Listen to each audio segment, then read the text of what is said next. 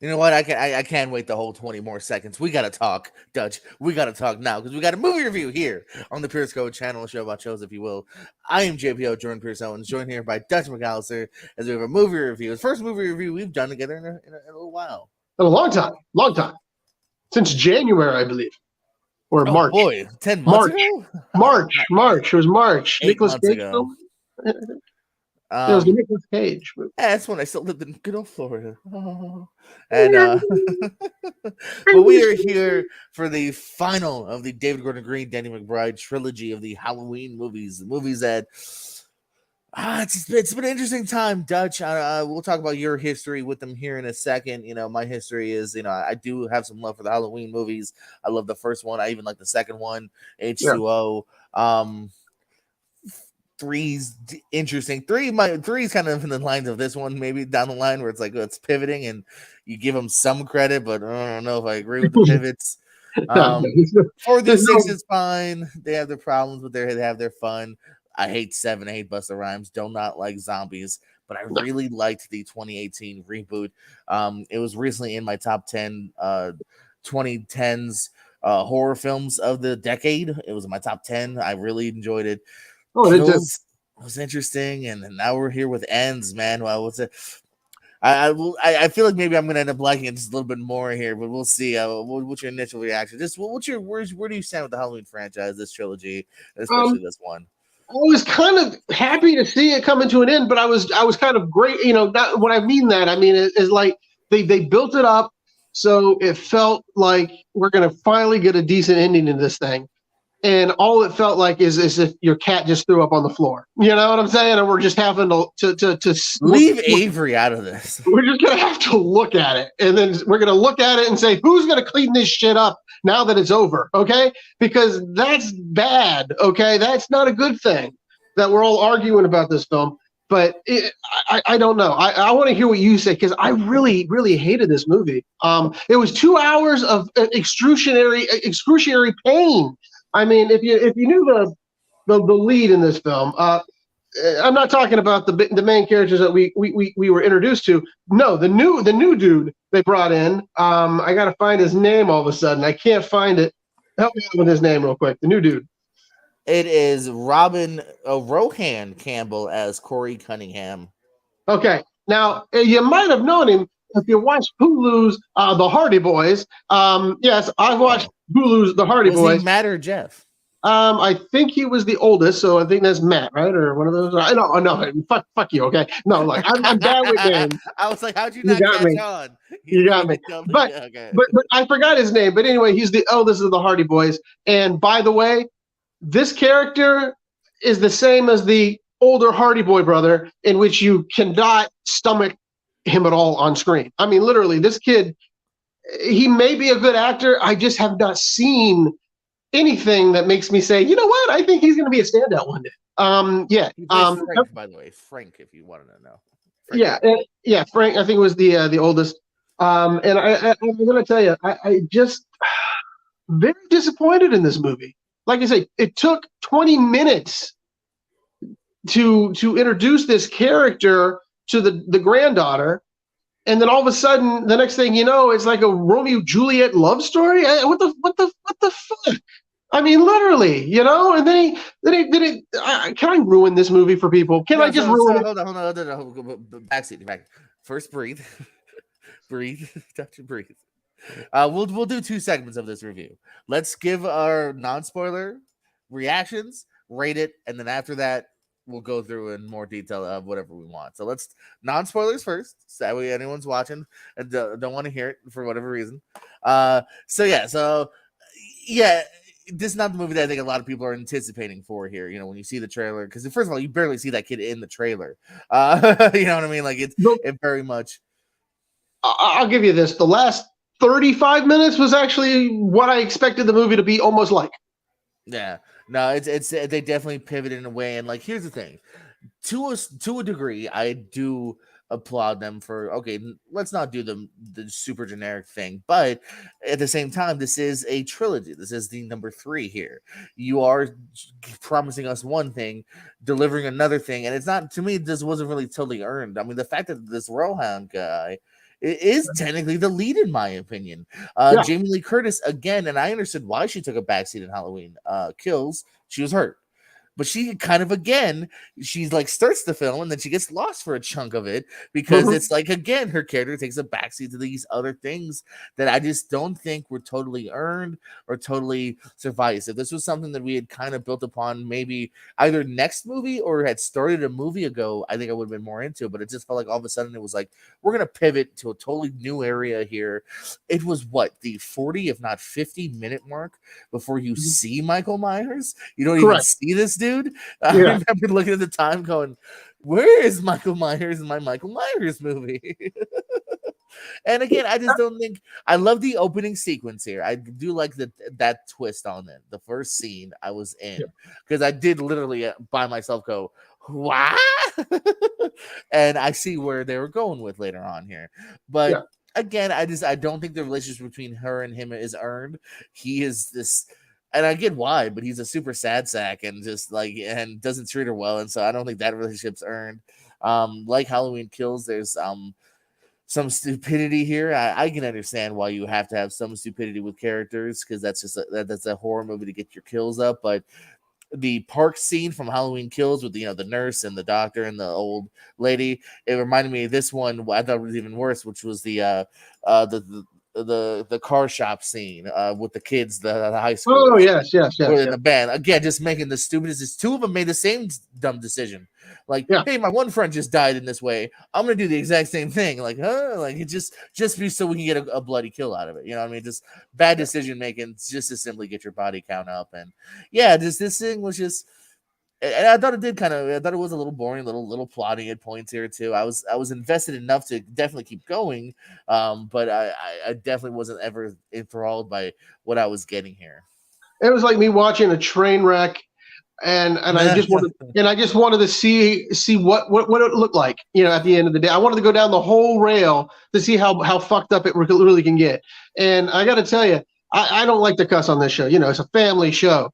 But you've been making this a Tarantino episode so far, this particular episode. To me, this has really, it chaps my hide. I mean, literally, of how they do this, almost like Peter Griffin. It grinds my gears, that type of deal. But no, it's not what grinds my gears. What it is it's taking parts of, say, if I'm not mistaken, I can't remember what horror film did this. I think it was either Friday the 13th or it might have been a Freddy film in which he had an apprentice. Basically, it's just like it wasn't Jason; it was some other dude under the mask, I believe. I'm reading. There's definitely a Jason one where I don't know if it's an apprentice, but it is like he inhabits another body and like or something like that. To me, it kind of looks like that. And it felt like that. It felt kind of ripped off-ish. Yeah, and we've seen that kind of in Saw too. Saw he has his apprentices, and but it just doesn't, to me. Michael Myers has been working solo all these years, and all of a sudden now he needs a little help. It just makes no sense to me. This also reminded me almost of the recent Star Wars trilogy. Even though this was written by the same two people, this one had two more writers, which I do feel that to me shown because I felt like this was, we got to do this, but then we also got to do this. You know what I mean? And I almost remind me of the recent Star Wars trilogy where I was like, they're slightly undoing some things that they've done before. You know what I mean? Like Michael Myers is all of a sudden super weak in this movie here. And it's like, well, in Halloween Kills, you were killing a whole group of people, like with Anthony Michael Hall. Now you're super weak. Why? I look at this though. Here's what I figured out though. As soon as he killed that one cop, all of a sudden his energy levels went up. It's like whenever you're The Legend of Zelda and you get that last thing and all of a sudden those hearts start swarming around you. I'm thinking that's what just built up his energies, But after that, I get what you're getting at, though, man. It's when you see more than 5 writers on a fucking script, it's not going to be great. There's a whole monologue of Jamie Lee Curtis at the end of Kills that it kind of gets, she kind of says the opposite now in this movie here. And I kind of feel like, and the fact that they still have to, like, they still give us a cake. They had their cake and they ate it too, as in, what I mean, with having the Jamie Lee Curtis part. Like, you do get kind of what you sign up for at the very end, but then it also kind of makes you feel like, well, then what was the point of all that other shit? You know what I mean? Because like again, it's just kind of okay, forget that. We're giving you what you wanted now. But like, and then it's like, oh, then okay, who cares about that other part? I agree wholeheartedly. It's like you get a whole bunch of this Corey Cunningham character running around doing things. and then of course the granddaughter is so enamored by this guy, which I don't Why? understand that whole I understand. relationship. No, it's not earned in my opinion. And I get like, okay, she's also kind of damaged, but like, Well, yeah, well, she's not that bad of damage, okay? And then all of a sudden she goes, there's a scene, and mind you, if I'm ruining this for you, turn off the volume for like a couple seconds. But now I'll turn it off. What I'm trying to say is that when she finds the knife in Lori's hand over the body of this dude, and all of a sudden she goes, "What did you do?" Why wouldn't you think she would have done what she did? The son of a bitch was dressed up as fucking the dude's wearing the outfit. Yeah. I'm like, get some clarity, okay, girl? Just go outside, take a powder, come back out, and then reassess the situation. I almost felt like, again, like I feel like they were going one way with it. Like I almost felt like, oh, is she gonna join him? Is she also gonna be crazy? Like let's burn him to the ground. And then the burn to the ground thing never really gets brought up again. And then she just it does later. Remember whenever she's talking to the cop on the phone and she sees the radio station in the background? That's when she found out, oh wow, he really is fucking psycho. Because no, but like when she says it, like that's what I'm saying. Like I felt like she was gonna go along with it, and then it was just like, she's not. No. She was thinking with her vagina in this one. Just like, most guys thinking with their penis. She was thinking with her vagina in this one because it's been 4 years supposedly or something like that. I don't know how this works. I don't know how this time works. I know you can't see this, but I do. The viewing count went up like the second you started talking about vagina. I'm like, what a way to enter this video. If you're just not tuning in, we watched it earlier so you can see the full context. Because I'm just thinking someone's like, never tuning in this channel again. What the fuck is this guy talking about? Or maybe we should talk more about them and then we could, move on. But no, I just think though, the way the story was structured, it could have been an hour and a half film, but they decided to, like you said, there's too many writers in the room, and they decided to balloon it out to a 2-hour film. Yeah, it's number one at the box office this week, but who would have wanted to watch that at a theater? I swear to goodness, I wouldn't have. Well, no. Well, see, you're saying that retroactively. Like, I know why it's number one is because people were excited about the ending conclusion. No, I understand that. So the real test is going to be, will it hold up? No, what's week number 2? What's week number 3? Because now the word of mouth is getting out. Week number 1 is people that are going to go whether they're not going with reviews in mind. You know what I mean? I would have been the same way. Yeah. I would have been a night one person if it wasn't on Peacock. I just love, not putting pants on and watching it on my, in my bed. So I chose to stay home. But if it wasn't, I was looking at going to IMAX to watch it. Because I'd like to see something like this on a big screen, a big event type film. Feels great to be on the big screen. But at the same time, I said I got tired that evening, and I don't go to premiere nights. So I was like, because anything could happen. Chuck, you remember that movie? Anyway, premiere horror nights can be bad. Smile. I had a pretty bad Smile experience recently. Yeah, see, so I decided to just stay home, and then I just remembered as I was, looking through my, my stuff and what I'm going to watch that night, and then I was like, oh, it's on. Okay, I'll watch it. So I watched it there. Thank goodness I didn't waste my time in the theater for that one, because I would have felt really bad about myself. I mean, literally, I felt a shower doesn't, 1 or 2 showers didn't cleanse me of that sin. I mean, literally, it was a bad film all the way. I'm going to tell you what my number is. You could agree or not. I'm giving it 1.5, just because the half hour at the end. That's all I'm giving it for. If it wasn't in it for that, it probably would be like a 1, if not a half. No, I'm gonna go whole star ahead of you. I'm gonna say 2.5. If this was even in Roper, I would say with the towards thumbs down in 2.5 category here. But like you said, I like the first setup. I like the first scene, the way it kind of concords to the idea of what you think is going to happen. I like that final scene here. The last couple of final scenes, both the final fight and then finally what happens after the final fight, I'm in for. And there are nuggets here. I like the Will Pan stuff. We don't get a lot of it. That's also kind of in and out, and and you even find out like certain things about other characters from the past films here. So I like I said, I was always invested enough to where I'm like, all right, what are you doing here? But definitely not enough to where I thought it worked enough to totally recommend it here. So, but you know what though, you bring up Will Patton, a great actor, and I thought the scenes with him and Jamie Lee Curtis were fantastic. I love the grocery scene, and I like the porch scene. I would have liked a little bit more of that type of feel. That would have been a little better than say the tortured angst of love with the other two characters. Yeah, no, like I said, yeah, no, I think that's again another piece that gets kind of set up, and then the next 40 minutes is other people doing other things, and that doesn't have a great finality to it. Yeah, it's like watching. Even spoiler alert, even the daughter just kind of like she does all like how dare you, and then she kind of comes back. I was like, oh, never mind, I get it. Yeah. I'm with you. I'm with you, Grandma. I'm with you. You're like, wait, this movie has to end. We good. Yeah, I had to say what the hell so I could leave so you could have your fight alone. Yeah, basically, yeah. It was like, I wouldn't have left you, but hey, I had to, or the movie wouldn't have moved. Goddamn those high school kids! Like what? Like two of them bent down and it was like, "What's going on? What's going on? Okay, come on." See, this is what I don't understand. Also, okay, the guy is what 24 or so. We'll say, the character of Carrington, but he's being beaten up by 16, 17-year-old kids. I mean, I'll argue. Tell me, come on, you can't fucking argue with me on that. If he's that meek and he just doesn't want to cause a problem, like I could buy into that. But I'm just saying, like,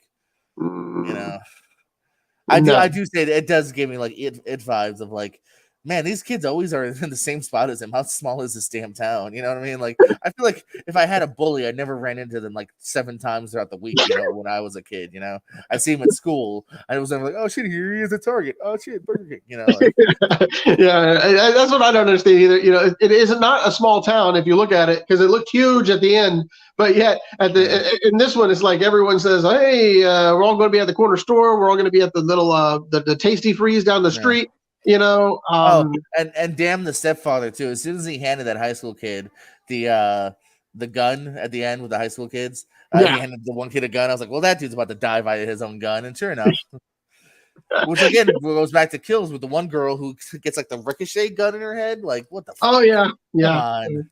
But again, I get you need some dumb characters, but then you cross a level where I'm just like, it's just too contrived and too dumb. Like, and it takes the world can't be foolish. That's what we're saying. The world can't all be fools, Yeah. But if I see friend number 1 die with a drumstick in his head, and I see friend 2's been run over, and I see he killed friend 3, I'm gonna run. I don't think I'm gonna bend down and chill. You know what I mean? Like I'm not gonna say, Mick, are you okay? Yeah. No, he's fucking dead. He's got a drumstick through his eye. Okay, can you figure this out? Also. Yeah, that definitely would kill you, but not right away. Like that dude made no noise. Well, there wasn't any guys. That dude was just like, oh, and I make 0 noise and I'm dead. Yeah, I don't understand it. And I don't believe lady from Halloween Kills with a light tube in her neck lived, but yeah. I didn't think the lady, who was with her husband. I thought that's a little stretchy right there, baby, because no one was around. No one was around in that movie. And if you remember too, like Jason, Michael sets up the bodies and like you know what I mean, and like he's setting the knife on the husband. So like it lasts for a while. You know what I mean? Like she definitely would have bled out. But they did the same thing in the first 2. Will Pan is definitely dead in that first movie. Yes, and he gets ran over, Dutch, in that first movie. In the second movie, he's just like, "Hey, I'm okay. Someone come get me," because they realize, like, "Oh wait, maybe we should have like that continue on." Well, you also have, what I felt bad is that sheriff comes out at the end. The big Texas like lawman, who doesn't fit in really. He was the one in the last one, Halloween Kills. And he's in all 3, I think. He's in all 3. Well, yeah, but you know what I'm saying. He's always with the big old Texas cap. Yeah. I kept waiting for him to do more in each movie, and he never does. No, he just showed up and he goes, "We are gonna do it tonight," and that's all he did. And I'm like, really? This is oh man, this is awful. But anyway, yeah, I don't experience. I wish anyone to watch this film if you really like the franchise and you want to finish it out. Finish it out. But I think in about 10 years they're gonna reboot this thing anyway. So there is first of all, I disagree with 10 years. I'm thinking about if this movie it made enough money, I say in less 3 to 5. It's too soon. Too soon. Well, let Jamie Lee Curtis pass on first before you start sullying it, okay? No, so she has promised she's never coming back. I do believe that, and I know David Gordon Green has said I'm done, but David Gordon Green has also said I'm done, but I did leave the world open, so I could see them doing more apprentice like things, or I don't know. Yeah. Um, That's what they should have called this one. Halloween the Apprentice. no, you don't want to outright say it. Call the next one that maybe. You know, Halloween, Michael lives in spirit. it's like all of a sudden he was on LinkedIn, Michael Myers is like on LinkedIn. Hey, I want you, we have an internship. Would you be interested? And the kid goes, yeah, sure, I'll do it. Next thing you know, he's there. So what are you Hold going up, to do? Michael's attacking me. There you go. But yeah, She's it's his new apprentice. yeah. But yeah, so other than that, though, I would like to say it's not watchable. But if you want to watch it, go ahead and do it because I'm not going to judge you. I probably will secretly. But Well, no, like they're I said, like us. Like we were both very interested to a degree. So like, I can't blame anyone for wanting to form your own opinion. There is a category of people out there that really enjoy it. For instance, on Letterboxd, I have 2 friends that are in the 4 to 5 range, but majority I feel like are in that 1 to 2. yeah. I'm looking up some of the thoughts here. 1.9 is the average score on Google right now. 41% on Rotten Tomatoes. So I don't know. We'll see. But yeah, it's not going to be in the top of these. This trilogy it ended awfully for me. Ended with a whimper, a 2-hour whimper. God, it was awful. I did like the opening credits though, with all the opening pumpkins inside each other. That I'll give you that. No, even the last couple have had like fun opening credits. Like nothing too crazy, but enough to where it looks nice. And I like the homage on the. If you saw the jack o' lanterns on the fireplace, the very first, the one that when they zoomed in, that was the original pumpkin look. So there you go. But yeah, other than that, that's my deal. That's all I got to say about it. It was a shite movie, and uh,